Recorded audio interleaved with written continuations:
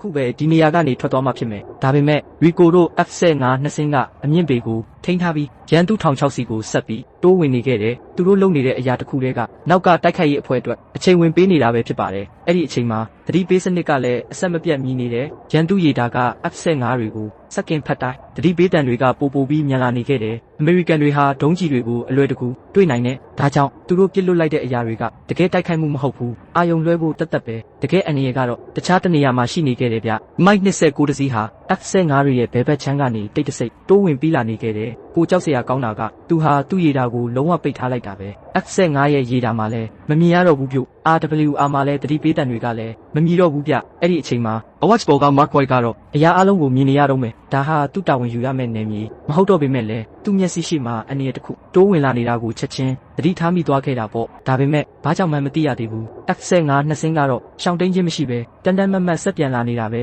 ဒါပေမဲ့သူတို့နှစ်ယောက်လုံးတေမင်းကဘေးကနေတိုးဝင်လာနေပြီဆိုတာကိုမသိကြသေးဘူး